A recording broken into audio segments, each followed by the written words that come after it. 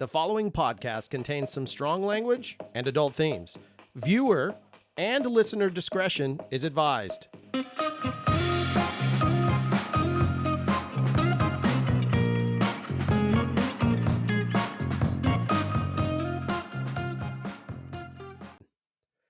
Hi, and welcome to One More Good Thing, the show where we talk about one good thing a little more. With me today, as always, is the man, the myth, the legend, the hero of the Pokemon, the guy who got all. He got them all. Ed Dudes. Ladies and gentlemen, welcome to the podcast. My name's Ed. Don't forget to like and follow, whatever. Just thank you for being here. We appreciate you. I want to be the very best. Like no one ever was. So Ed was live the other night, and I don't know how far along you were into your live stream. It was a marathon stream you were doing. It was. I couldn't help it. I did a little show jack, just a little bit of show jacking, which is where somebody sneaks in and gets something terrible to happen. And I got everybody in the chat to post one if they wanted to if you wanted to hear Ed sing the Pokemon theme song, and they blew it up. Y'all blew it up, and Ed sat there and had to sing it live. It was epic.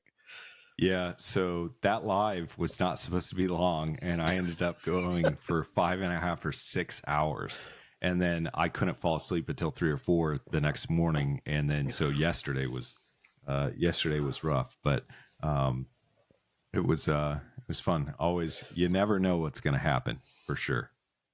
Yeah, that was there was a lot of emotion on that one. It was intense, both funny, very emotional. It was a great little moment in there. It just was one of those things where I sat there and I had like the TV on in the background, but I'm listening to you and I'm looking every once in a while. And I had a couple of adult beverages, and Sarah's sitting with me and she's listening, and we're tearing up at parts, and then we're laughing our faces off at other parts. And she had gone to bed by the time you did Pokemon. And she asked me the next morning, she's like, "Why were you just sitting in there cackling?" And I was like, because we made Ed sing. And so it was a very interesting thing. It's a very unique sort of being an outsider, getting to experience your community firsthand. It's really unique. And I was shocked, to be just rawly honest. I was absolutely shocked at how much fun I had sitting in that chat room. I mean, I was in a chat room. It wasn't like this. It was a chat room, and I had a ton of fun. So kudos to you, man. That's a lot. 6 hours, 5.5, whatever. Anything over 2 hours is a lot in my opinion, but that's a long, long run. And your community is so welcoming too. So kudos to them as well. Yeah, well, and they love you, and it'd be quite weird if it was just. I think about this often. It's if you were at home and you were sitting in bed laughing, and I was doing what I was doing on the other side over here, and it was just me and you doing it. That would be really weird. But yeah, the fact that all those other people were there, and there was laughing and crying and emotion and everything, and every time we go live, something amazing happens. And every time that community comes together, it is truly amazing. There was a guy in there.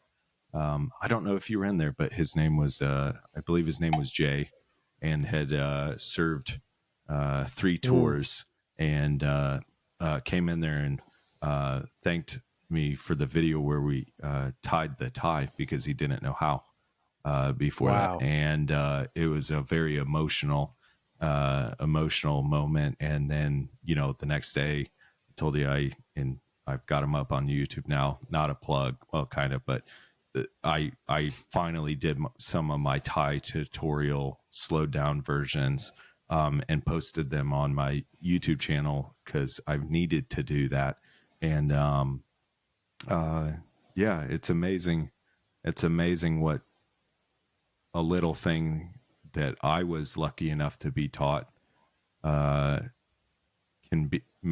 how that can make such a big impact on somebody who maybe was never taught it. So yeah, no, it's interesting. That was a masterful segue into what I wanted to talk about today. I was thinking about this idea. There's lots of things, not that back when I was growing up, I went to a private school, so I had to learn to tie a tie. and I had to tie that Yeah. tie every single day. That was part of our Yep. uniform. You wore it. That was the thing. And my dad, fortunately for me, my father was there to teach me how to tie a tie. So it's nothing for me to like go through. I can't do anything. I can do a simple knot. I can't do a crazy Yep. Windsor or anything like that. But I learned it, and it is something you don't think about. But it's also a skill set that it's kind of like you would pass down. So recently, a couple days ago on my daughter's birthday, we dropped her off at camp. She's going to a week long camp. So it's the first time our kid's been away from us for a week.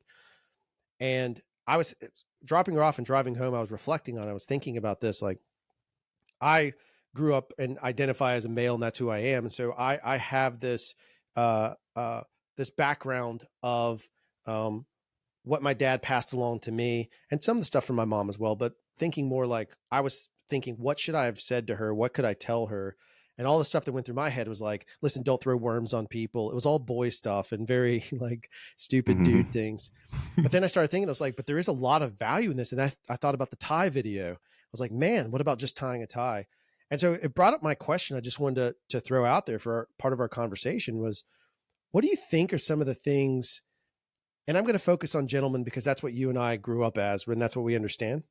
But what are some of the things do you think that is being missed maybe now based on how we see people interacting that would have been great had kids known about it? What do you think some of those things are? Yeah, so I like the question, and I think it's good too because I don't necessarily remember my father teaching me how to tie a tie.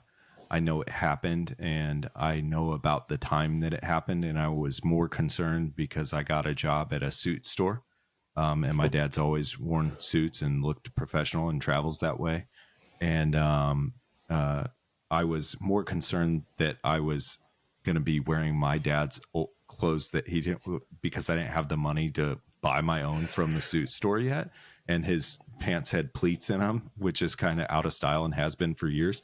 And so I was more concerned about that than learning that. But what I did learn at that time and throughout that time was um, one, to be humble, which I think was a really good thing, and to maybe be grateful for the pants that the breeches that you were putting on and that you had them. And then the other thing, and I think I talk about it in one of the video, I think the more important thing, there's so much more to tying a tie than tying a tie. And that teaches a lot of the, I think of the times that I've had to and have been required to put a tie on in my life.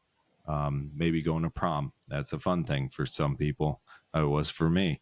And or going to a dance, or maybe going to a funeral, or maybe not so good things. And I in one of my videos I did it, and one of the videos I shot, I can get emotional. Sometimes one of the videos I got when I shot, I think it was when I was teaching the simple knot one. At the end of my video, it's a 5-minute tutorial on how to tie the simple knot, which is it's not huge in the West, but it is the easiest and the least amount of steps.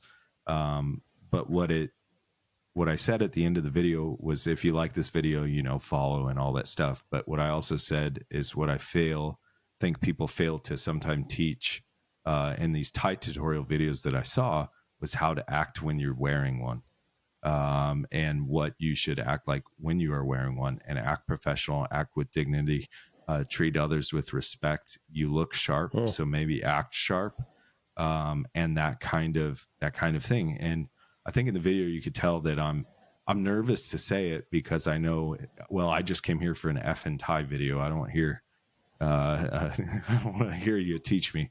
But I kind of felt like a dad standing there at some points, and it's like, okay, son, or if I had a son, I don't have a son, but even if Evelyn wants to wear a tie, if Evelyn was there, I wouldn't just be teaching her how to tie a tie because I've done that a million times. I'd be teaching her the importance of what it means to be wearing one, or trying to teach her that importance, or how we're going to act now that we're wearing one. No, it's a good point. So even back to my childhood, the tie that we had to tie every day. I again, I went to a former. It was once a military school. It was male only, and then by the time I got there, it was it was boys and girls together, and so it was but the same thing. You put on that tie because it was a symbol of respect, and it's Yeah. a showcase of, and we had an honor code that went with it, and it was a Yeah. big deal. And when you had an out of uniform day, for example, my God, man, that was like a major statement. And I think now what's interesting, it's kind of funny because your dad dressed up all the time. I think back, I was just talking to somebody about this. It might have been you and I don't know, because you and I talk so much, who knows anymore. But I was talking about the old days of travel. Do you remember that? Do you ever see those pictures from like the 50s, 60s, and 70s, or maybe not the 70s, but 50s and 60s? People Yeah. dressed up to get on an airplane. Yeah. Well, and You know, it's so funny you say that, because that reminds me of Goodfellas. If you see the movie Goodfellas, they're yeah, showing how Vegas was, and then they show how Vegas, what it has turned into, and it's not people dressed up and looking nice anymore, you know. And I think about that often too. And my dad's always traveled. He normally travels. He might have one small bag, and he wears a suit, and that's how right. he's always done it. So I was kind of taught that way, and it leads to a very interesting story. When I first moved down here, and when I lived up in St. Louis, and you went on a sales call or you did something, you wore a suit and tie. That's what you did. And so when I first moved down here, my brother and I went on a sales call, and guess what we wore? A suit and There tie. you go. And we There you walked go. in, I won't give too many details on the restaurant, but we walked into a restaurant down here to try and sell them some product. And everybody was freaking out when we walked in. And I didn't know why. You could just sense it. And the owner of this establishment and some others came out and was not very happy, because they thought we were the alcohol board or ABC board, because of what we were wearing. And I was like, no, we're just trying to sell some soda. And he started getting lippy, and I was like, no, you don't understand. Like, this is just how we did it. And he said something very disrespectful to my brother, and I'm not a tough guy, but it lit me up, and I put my finger in his face, and I said, if you ever talk to my brother like that again, I'm going to slap the effing taste out of your mouth. And because we were trying to be professional, and I was still trying to hold it together. And then it's like, if somebody that my family like that, I was so freaking mad. And I said, and of course I was like, I'll wear a tie and be professional wherever I want to be. And we left, and we never wore a tie on another sales call ever again down here. It's just because they thought you were ABC board. Yeah, they were like, we thought somebody was getting arrested, or you guys were coming to take our license or something. And I was like, no, we were It's just fantastic. trying to impress you. And they're like, get the hell out of here. So I think, yeah, it definitely, well, you know, we definitely had some respect until they realized we weren't, they weren't in trouble. And, you know, we might have lost that account, but I don't think he'd ever say anything about my brother again. It's funny because there's a whole gag that we know about, like on our side of it, where a dress to impress is important. It's a real thing. But then there's Yeah. another side of that where it's if I mean it, especially now, because the world, we're a lot more loose with appearance in some capacity, meaning like tattoos are more commonplace, longer hair is more commonplace, more robusto beards like you have are more commonplace. But Yeah. if I took and walked you out, I mean, obviously some people might know who you are, but if we're amongst people who may not, and I slap a doctor coat on you, I just put that white coat on you. Oh, yeah. Yeah. It doesn't have to have anything on it. All of a sudden, oh, he's a doctor. And Yeah. there was like, I can't remember, I read about it. There was like a whole experiment done where they purposely did this, and people's attitude changed. And so it's this level of, it's dangerous. It's dress to impress is important, but it's also manipulation, which Yeah. leads me into the conversation of like, you always got to be kind. Like it's kindness first, because as soon as you put that kindness first, then you recognize it. But Yeah. it's one of those things of like, you can go in a whole nother direction. Yeah, I mean, you could go as manipulative as you wanted to with that. So just a thought process on it. Well, it's funny too, and I think this is leading to really interesting things, because I hadn't been to church in a really, really long time, like an actual service in person. And Easter was coming up, and Taylor and I wanted to take Evelyn to church for Easter Sunday, and we were in Kentucky. And we were at our friend's house, and they have two little kids that are wonderful. And I talked about their land a little bit Yeah. on one of our podcasts, and I'm excited for her to hear that. But um, we decided that morning we were going to go for sure. So everybody's like, put on your church clothes. And so I went in the room, and I started putting my clothes on, and her son walked in, and he said, Mr. Head, I thought you were going to church. And I said, I am. And he said, those aren't church clothes. And I said, what? Because I was wearing all black. And he said, you look like you're going to a funeral. And I said, maybe I am. And I've been waiting for that moment all my life. You look like you're going to a funeral. Maybe I am. If And if you could have said that with like with the Johnny Cash sort of vibe to you and just kind of oh, stepped away, just walked oh, out, that's as cool as walking away from an explosion in slow motion good. That's how good that would yeah. have been. Well, that's kind of how I felt until I realized that Johnny Cash probably didn't wear skinny jeans, and so I was just like, "Let's just go to church." And I was definitely humbled, Uh, for sure. I actually, the pastor was great, but I got to be honest, it's the hardest sermon I've ever heard because his accent was so thick and he spoke so fast I could barely understand yeah. it. So I was like really trying to listen, but yeah, it's amazing what kids look at everything. Kids watch everything, and I think that's interesting. So Yeah, I think even with as you have Evelyn, it'll accelerate for you. But you've already noticed we've joked about it a couple times on this show for sure. But as she ages, like her little brain is a sponge. She yeah, absorbs everything, yeah, and once her communication level gets to a point of like sentences, that's when things get really crazy. Because next thing you know, you'll start seeing like they're going to repeat back what they're around, like yeah, what they have influence wise. And so you have to be very conscious about those things. I've talked about with my kids' YouTube and how, especially last 2 episodes ago with Taylor, I talked about the algorithm and how it affected Finley when she was like 3 or 4. It made a huge difference. Like she got grumpy, but they're just like little sponges.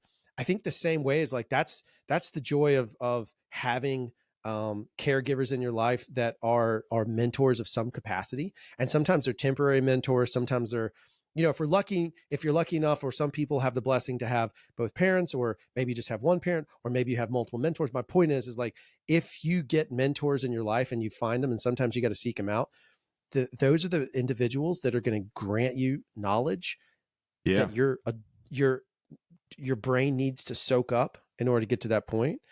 Have you ever had anybody as a mentor give you a piece of like dad style advice, like what we would call quote dad advice, like just send you one that was just like gut checked you? And I don't care what age you were, it could be any age. Hell, I get them all the yeah. time as an adult. Yeah, one of my buddies, one of my best friends, Victor, is his name. He's very, very blunt and very honest. Sometimes I would say too much, but he's really not too much because he's always pretty much right.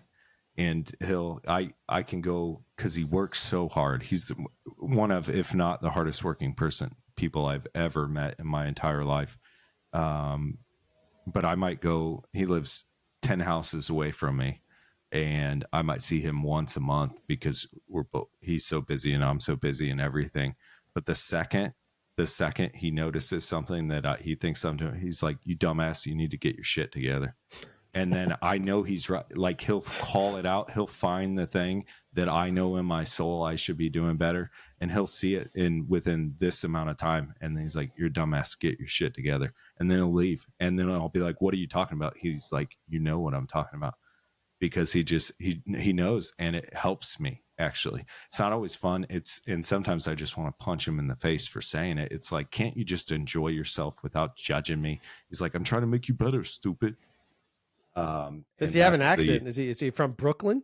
no, he's from no, God, he's gonna kill me if he sees this. Well, he's too busy, he won't. And if he does, I'll get a spanking and he'll come over and hang out. But the no, he's from he's a US citizen now, and I'm very proud of him. And I remember, so he and I we started working together at a bar, bartending, and we worked really, really well together, but we would fight like crazy because I was kind of there for entertainment. I bartended and I won some big bartending awards, and I did it for 5 years, and I still don't know how to make drinks unless the ingredients are in the name.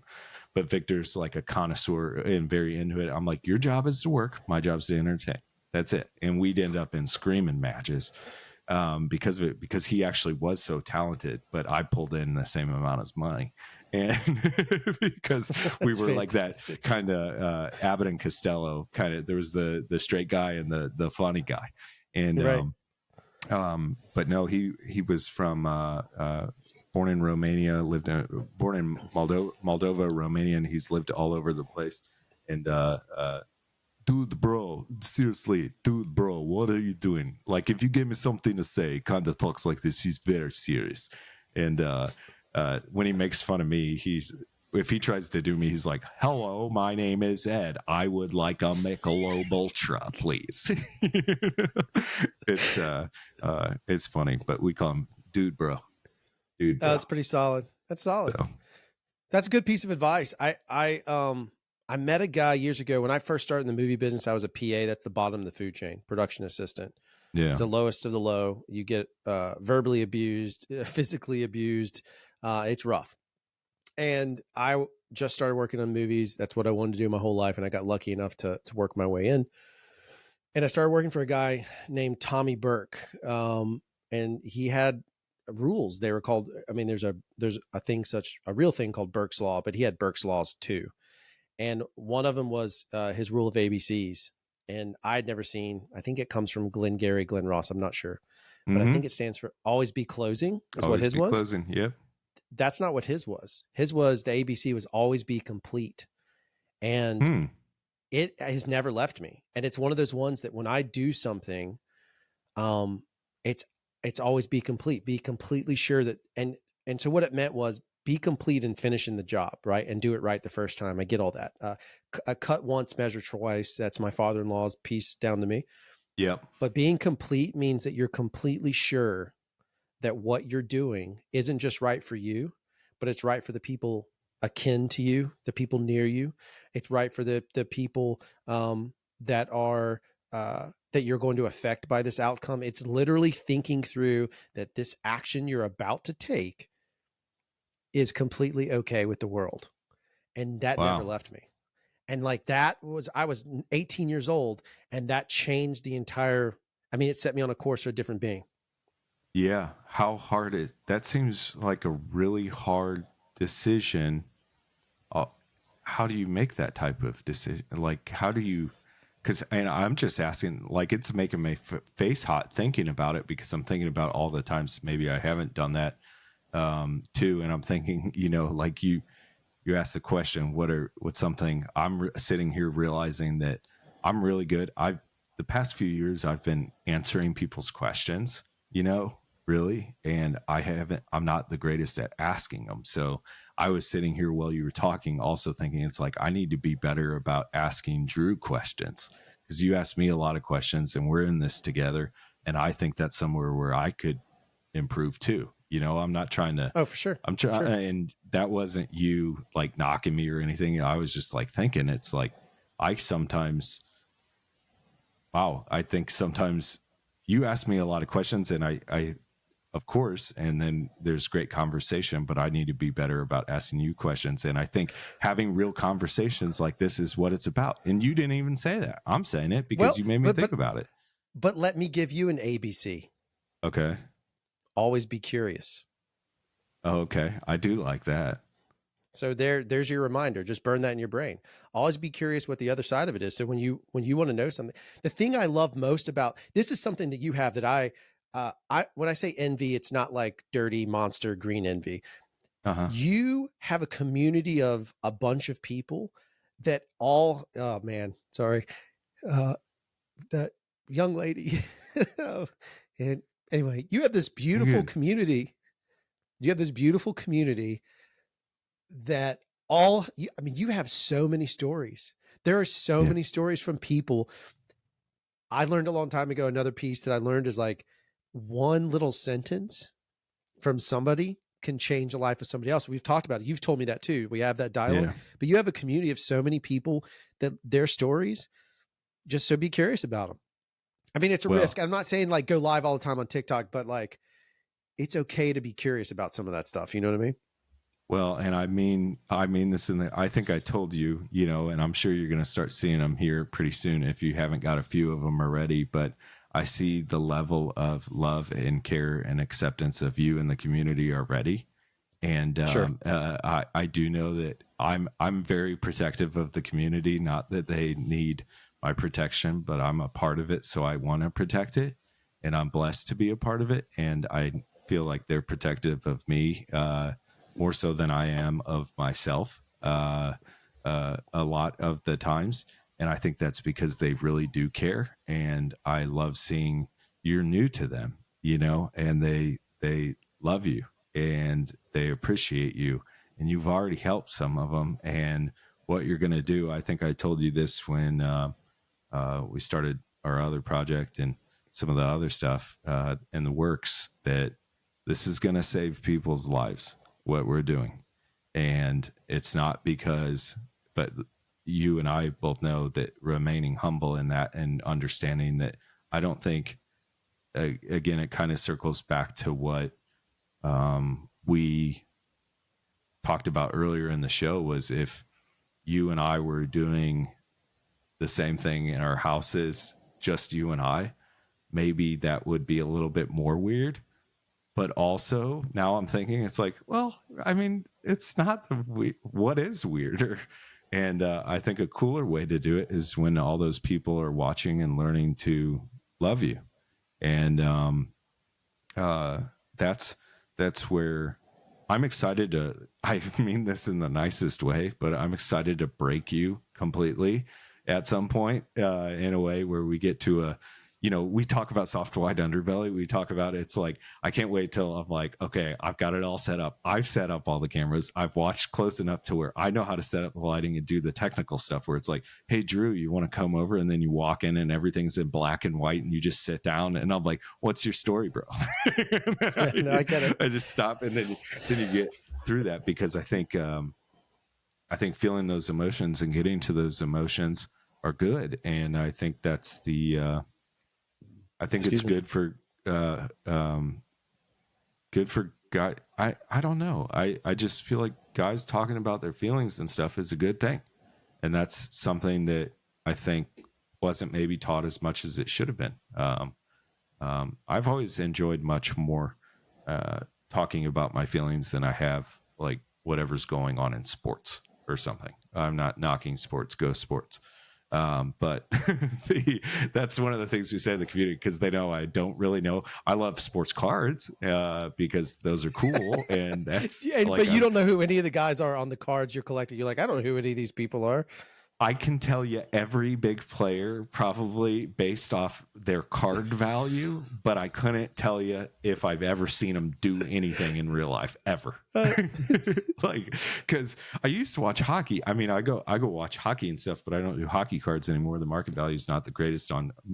Well, I just haven't really been into them in a long time. But I can't tell you the last. I've followed sports the past few weeks digitally, because I had redeemable home run challenge tops baseball cards that if the Brilliant. players hit them, I got a free baseball card. I didn't watch a single game. I just watched the box scores to see if I got a card. I wouldn't. I feel bad now that I'm saying it, because like I didn't care about their families. I didn't care if they did well for them. I just wanted my free card. Well, I mean, I get it. I guess for me, what I find fascinating is that it's partly from this podcast and then the other show that I do. We just had an episode where we were talking about mental health 2 episodes ago.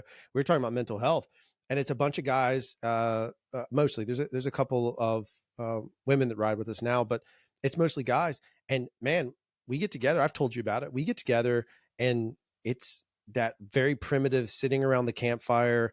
We've had some, I mean, knockdown, drag out, gut wrenching, 3 or 4 of us crying at one time conversations. And if Yeah. you, and some of these dudes are, I mean, they're monster men. And if you think that that makes you weak, all those guys did was purge that stuff out. Now they're 10 times more effective as the machines that they are. And being able to, I think there's a stupid misnomer that not being able, that as a male you're supposed to bottle it up and not talk about it. We've heard that that's changed a little bit in culture, but it's beyond that. I think being able to purge some of that stuff out of your system, meaning like cry about it, talk about it, it does in some cases lead to emotional resolve, and or a resolution rather. And I think once you can achieve a resolution, the next step for you is change. So maybe there's a challenge in that identifying allows for change. I think it's important. I'll cry shamelessly. I'll get it there, but I think we still have this, mine's not embarrassment about crying. I don't care if I look weak or not. I got 2 daughters. I'll dress in whatever things they want me to. I have no shame. Like it doesn't bother me. I think we just have to figure out a way of making it more, we have to be more accommodating to our fellow men to say, hey, let's do it. Let's have a conversation. Who gives a, pardon the strong word, but who gives a shit? Let's talk. Let's go. Come on. Be Yeah. Victor, right? Be a victor for somebody. Yeah, well, and that was the thing too. I have a few of them now, but when we were getting ready before you and I had connected on this part of everything that we're doing and stuff, I've been wanting to do the YouTube podcast style thing for a long time, and have been trying. And like everybody I asked, just want to do it or whatever, and I was like, why not?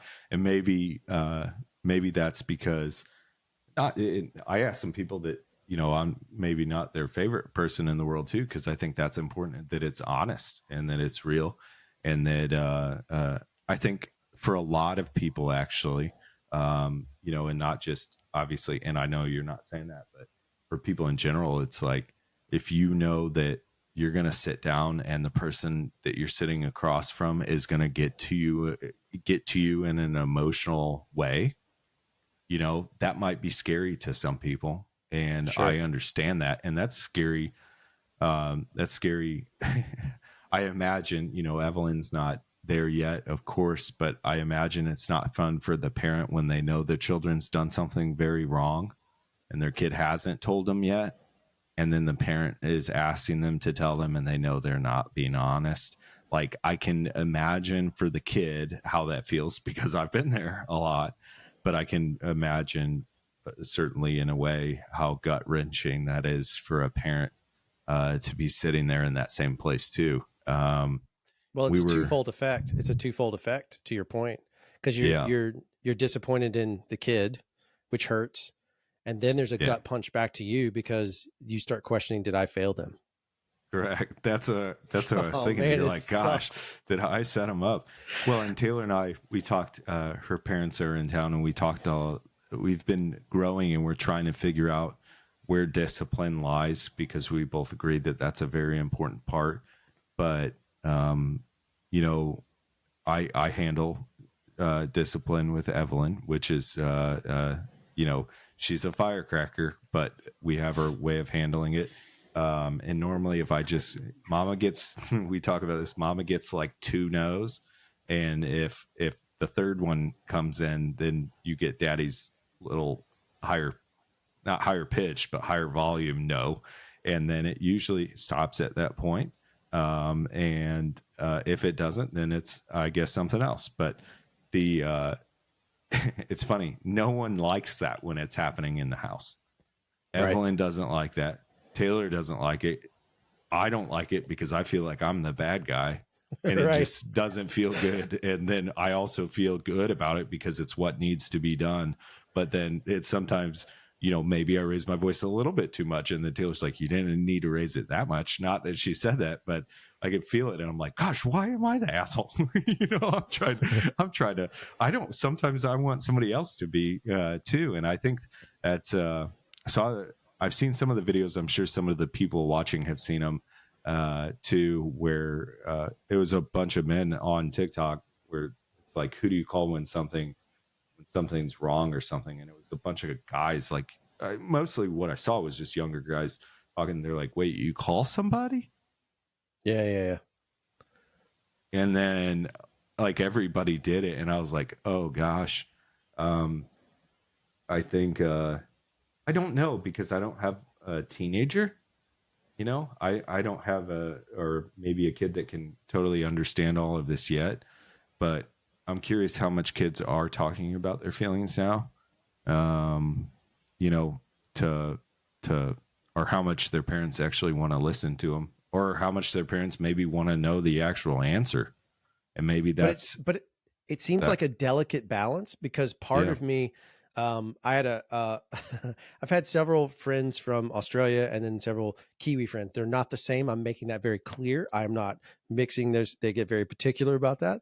yeah, But there's a phrase I always heard, which was, and again, sorry, that's why we have an explicit warning on this podcast, F bomb inbound, harden the fuck up. Right. So there's mm-hmm. one part of it where I'm not saying that you shouldn't be able to communicate. So it's a weird balance because we need to be able to have them communicate. But if there's a point of which it's kind of like air conditioning, right? Everything's better in the AC. It feels better. No one wants to Yeah, sit, like, especially right now, right? And we talk about it with a certain circumstance that you and I currently live with from time to time, mm-hmm. how hot it is and we hate it. We're miserable and we're trying to game the system. The reality of it is sometimes that hard work, that hardness has to be gone through. I'm not saying you can't talk about it. You can't talk about the emotional response. You still got to go through it. And I think Yeah, sometimes there's an avoidance policy. That's what triggered a lot of this with me is that my daughter went to camp. She did not get to stay in a cabin with any of her friends from school, mm-hmm. right? Insult to injury. They then took a picture and they're like, oh, all the kids from her school, I won't say it, but all the kids from her school, let's take a picture. Well, she didn't hear it because she was in the cabin with strangers crying. And I have to be tough and be a dad in the moment and say, it's not going to hurt my child because it's not. There's not a physical ailment coming from that. She's Yeah, going to feel a little bit alone. That sucks. But if yeah, she doesn't have the ability to cope with that, what's going to happen when she's older and down the road? And it was a moment where I had to be like, the counselors were awesome with her. They were there. I felt like they were going to treat her well. But in my mind, it was one of those moments, the same thing I'd have to say to a boy. I want to hear your emotions. I hugged her. I love you. I listened to you. You're there. You can make it through this. So it was reinforcement, but it was also hard in the fuck up. Because like yeah, she's got to have some of that. If she doesn't have that, then what's going to happen? I don't want, last rant, I promise. I don't want the world teaching my child when my responsibility is to do that. When I am right now, I don't want the world teaching because I may not agree with what everything happens in the world, but I can at least agree with what I have. So at least if I give her the knowledge, she'll make her own decision one day. But if I can give her the best knowledge I can of who I am and what I believe is a good person, the boundaries that I've set in my world, if I can give her that, then I give her a chance in my mind. And that's all I can do. I just don't want the world doing that because I didn't try. I got to try. yeah. And it's got to suck too, because I'm thinking of myself, trying to think of myself in the same situation where, giving Evelyn that last hug before she's gone at her first, I don't know if this is her first camp, and it's like I'd probably Oh, it be is. all strong, and then I'd turn around and I'd be bawling my effing eyes out, and you know, Oh just no, a it's tough. just a It was definitely just a tough. mess. But also, it's thinking about that. Yeah, that next week might be hard on you. It might be a little bit hard on her, but I bet when you go pick her up and she's got her badge and her crafts that she's done and everything, she might end up with this new friend that she had for life that she wasn't expecting. And I went to a summer camp once with one of my best friends. It was like a church summer camp way out in Missouri or something. That already sounds weird if you just put it like that, but sorry, it was fine. But summer camp, and it was called. This makes it sound worse. It was called Quiver River, and I'm gonna have to look it up and make sure they haven't been on some FBI watch list or something. But no, we went there, and I didn't end up with him, and I was not okay with that because it was like all his church people, and they were none of my friends. So I thought I was going to be with him, and I hated the first day for sure. And then I became friends with some of the people in my cabin or whatever. And life started going really good. And then the second to last day in that camp, I was excited. I had all these new friends, and I was making everybody laugh at the pool because I was doing this dolphin thing where I'd put my arms on the side of me. and I try and jump out of the water like a dolphin, and I just keep doing it over and over again because I looked really stupid, and it got a laugh and everybody liked it. And well, I did it too much, and I got too close to the side of the pool, and so I came out of the water and I busted and chipped like all my teeth on the front of my face. So no camp for me again. So sometimes when you think the biggest struggle is going to be is not, it's brand new teeth. So Yeah, but Quiver it's River. funny. Quiver River. It's funny because we talked about it. One of our first episodes was talking about friends and making friends and all that stuff. And like I said, I still think there's a better word for it because maybe she makes a friend, a lifelong friend in that capacity, but she's going to Yeah. make a lot of acquaintances. I think it's very important that as a parent, certainly passing it down, like you got to be respectful of the people you're around. You've got to listen. And again, you don't have to be a jerk. You can be kind. You can disagree too, right? But it's that always be complete. And it's making sure that you understand the environment you're in, who's around you, and having that conversation to at least have that situational awareness to say, wait a second, maybe I just need to think about what I'm about to do. And just that moment of pause. And at the same time, listen when they need to be listened to. It's just that stuff. And I kind of wish I Well, would have spent more time with her with that, and I didn't. That's like a regret of mine. spending more time with her with what Just exactly? I just want trying to to make sure I understand. explaining that to her, like she was just upset, and I had to be more loving. Dad, I couldn't be like, listen, this is really going to be. She doesn't want to hear that. She doesn't want to hear this is really be good for you. I just have to be. It's going to be okay. Yeah. You'll be all right. And you don't hear from them, so I don't know what's happening. I'm going in Yeah. blind. I'll get a picture Wednesday. If you're giving me a thumbs up, then proof of life, I guess is what we're talking about.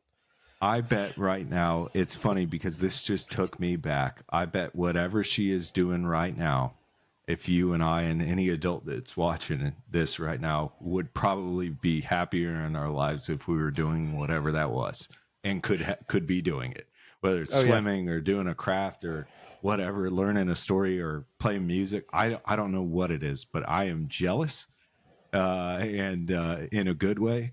And also, it'd be on my mind a lot because, or it will be because I think it's important to think about that. We don't get that many opportunities in life to get to do, whether it's hard, a little bit hard in ways or not, what she is doing right now in her life. Right. And there's going to be challenges in that, I'm sure. But part of, I think a good summer camp is that it is challenging, and that those might not be all the challenges we want them to learn, but those they're there to learn. They're going to have to learn them at some point, I'm sure, and yeah, I think it's really interesting. I'm curious what would happen. I don't know how many people are in the camp, but I'm curious if you took people from different walks of life and all threw them all in the same situation, maybe a little bit more geared towards adults without a bunch of cameras, without reality TV. I'm not saying some TV show. I wonder if you put people in that kind of place and put them up to very challenging. I mean, honestly, it's like, look at Marine Corps boot camp. Look what they do, Right. and that I know that's a completely different thing, but at the same time, look what comes out of that. And that's an adult version, but maybe just even one that was nothing like that, but an adult summer camp. That sounds super weird too, but do you Oh, think I'd be those fun. people? I'd go. Oh my god, it'd be a freaking blast! I bet you if we announce some major adult summer camp or something where it's like no phones, we just get to all connect and have fun and chill. I trust children much more in that situation than I do adults. And Oh, for sure.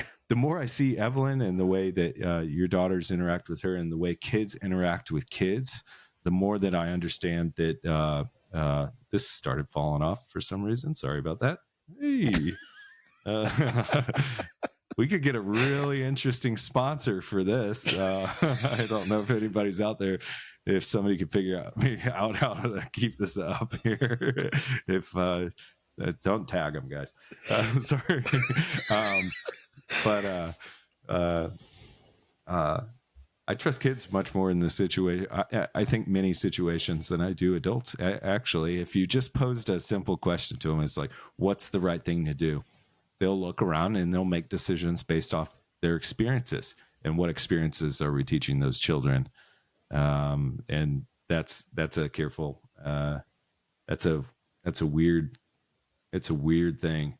I can also, and you know Evelyn too, and she's sharp and she's young, but I can. She tests she's Yep. testing already Yep. and has been for some time. And there's some people, well, they don't know what they're doing yet. It's like, you don't know my kid. It's very interesting because Finley, not so much.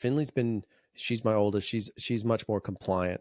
But my youngest, Pearl, woo, Pearl, man, she figured out early on how to manipulate, and I don't know where that behavior was learned, to be honest with you. My wife is very straightforward. I'm pretty direct as well, but she picked it up somewhere, whether it's genetic memory, if that's an argument, or she watched it and learned it, but she learned it from somewhere. And then she was able to attempt it at home. And it gets very fascinating when you start to see it.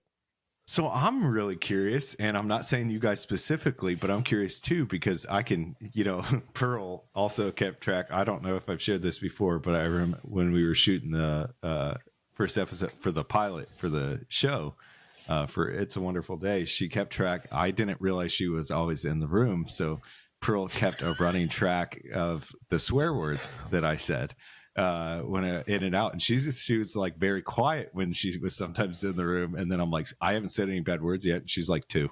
You've said two bad words, and then I was like really watching myself for the next, how many hours, and I was thinking about it a lot, and I was like, I haven't said any more. She said, and I was like, you heard that from in here, and she's like, hmm? And I think maybe that is a really good thing because it kind of posed a challenge. I didn't lie to her. I said, well, we obviously shouldn't say those words, and you just make sure I stay in line kind of thing, giving her, like a little bit of responsibility for it too. But I'm wondering how much of that, how many kids that are really good listeners or that are sometimes you don't always know they're there because they're quiet. They're watching you interact with somebody else and they're coming up with the third argument.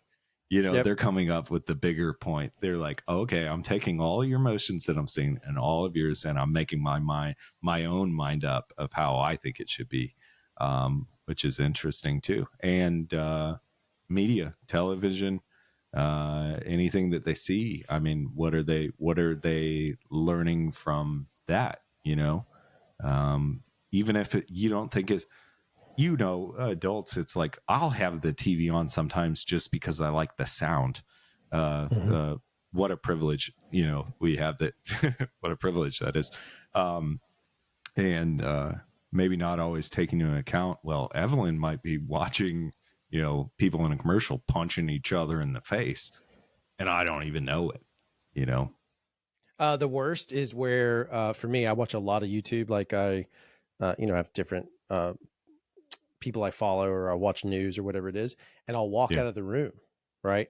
And I'll go start cooking dinner or something, and Pearl's like, "Daddy," and she's looking for me, so she'll come in there. She'll come into my office area, and it might have jumped over to an MMA best of fighting clips, and next thing you know, she's watching men or women, because MMA is on that level, beating the tar out of each other to where there's like blood and guts and just horrific, right? Uh, Yeah. and that's just it automatically. That's fine for me because I'm a conscious adult and those are the choices I make. But that's not okay for them. And so, or in my household, it's not.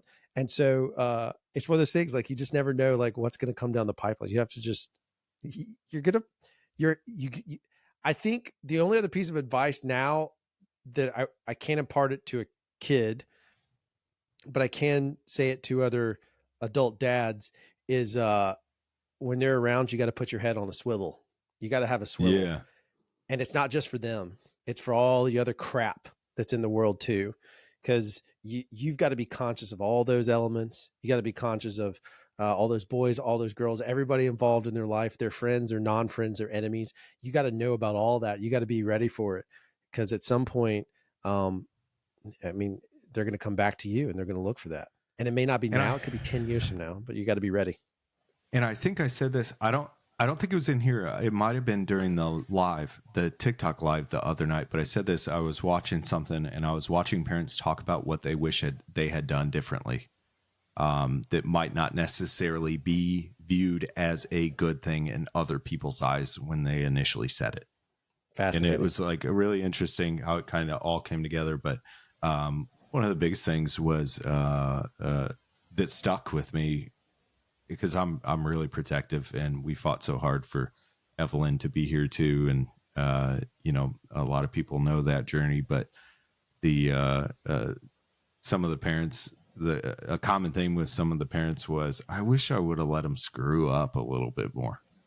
Like, I wish I would have let them live a little bit, fall a little bit harder once in a while, make more mistakes and stuff like that, you know, and while still being protective. It's like, let the kids freaking live, you know. And if you think about your brain, if you woke up tomorrow as an adult, you know, age, you could walk, you could do everything that you can, but you don't understand anything in the world.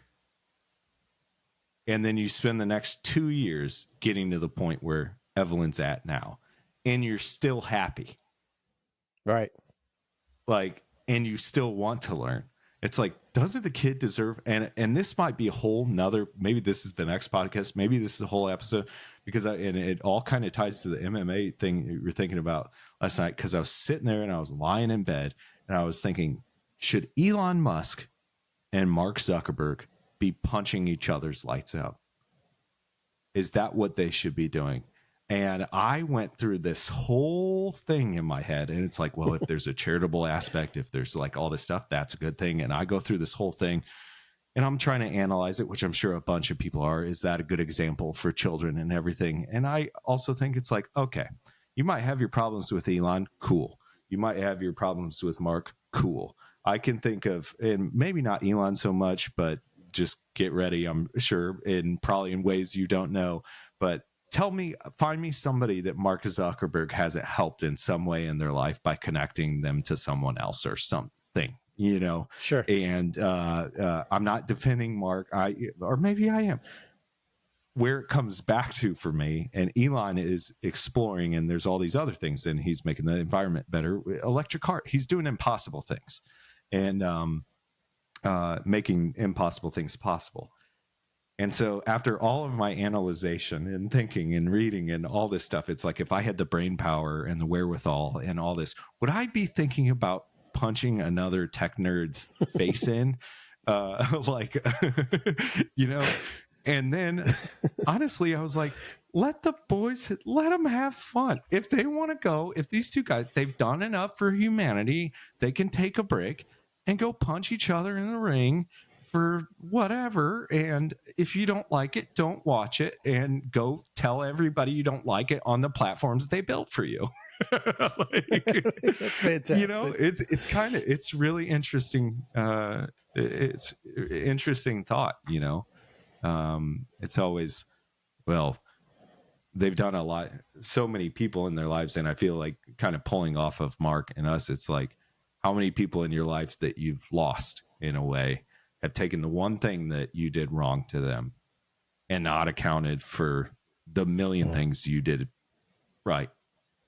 Everything you ever did is gone because of one thing you did wrong. Now, heat of the moment, okay, a few weeks, whatever.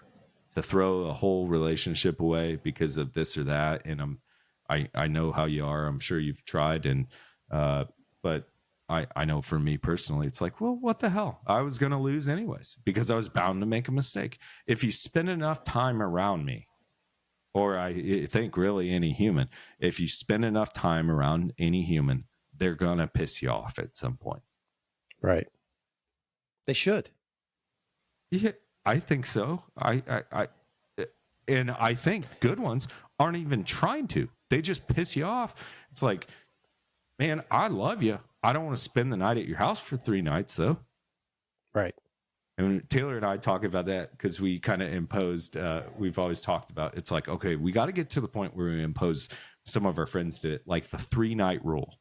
You could stay at our house, but you can only stay for 3 nights, because after 3 nights, I don't want to see you. I don't want to see you. I want to, that kind of thing. It's the old day old fish scenario. It's like if a 3-day old fish, woo, boy. Yeah. You know what I mean? Yeah. I totally get it. Well, do you have any kind of, because we're right at time, and I like to keep it close to an hour. Do you have any parting thoughts? Do you have any parting gifts for our studio audience? Like, is there anything under their chairs that they can dig up and take away and yell to their friends about?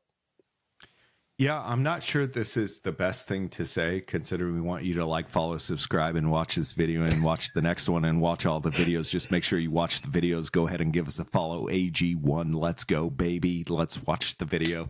Share the video, please. Huge video. Share it on all the socials. No, I think the biggest thing is, maybe there's probably not a lot of podcasts or, internet videos that tell you, turn your phone off at some point. Get together with your family, get together with your friends, sit down for dinner somewhere, sit down and play a board game, play effing Scrabble. I don't like Scrabble. I don't care. Find something else. Shoot some ladders. It's not the point. Scrabble's not the point. And I think that's where I think the human mind is evolving, which I think is good. That's why I love Elon, because I think progress and yearning for progress is a good thing, because if we never did that, we'd still be animals, and we are.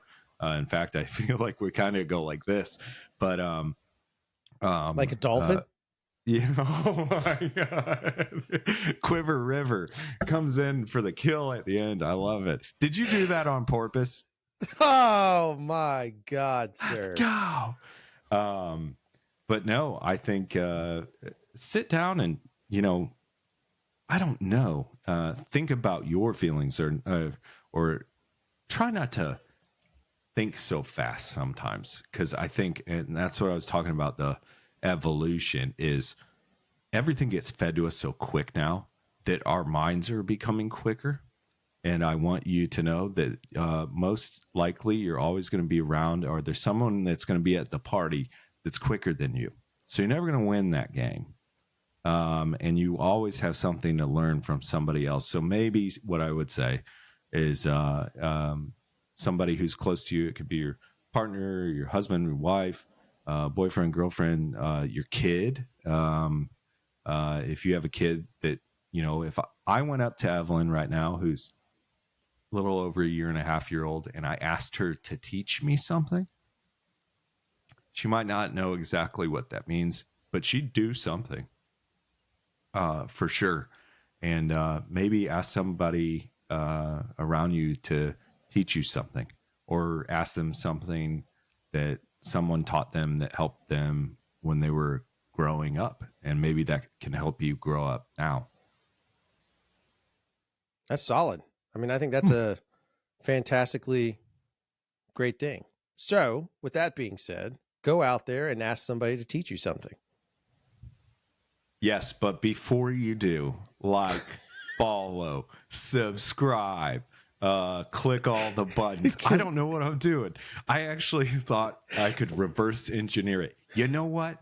You don't want to hit it. I see a lot of you watching the show, and I see the percentage of subscribers v not subscribers that watch. And I'm not even mad at you, okay? I'm just saying, for the love of God, don't do it. You know what? Don't do it. Don't do it. Don't subscribe, okay? You better subscribe. And to our podcast only family, those of us that listen on the pod side of things, make sure you drop into your favorite Apple or Spotify or wherever you listen to your podcast, iHeartRadio, wherever you listen. Is that what it's drop it? Yeah, it's all over the place. It's dropped everywhere. No, is that what the terminology is? I'm so sorry to interrupt you. I'm not sure what did I say? So drop a like. Drop it. Oh, okay. Drop it. Drop it like it's okay. I got you. Okay. I'm sorry, everybody. Just press every button on whatever you're on. Just start pressing buttons for the love of God.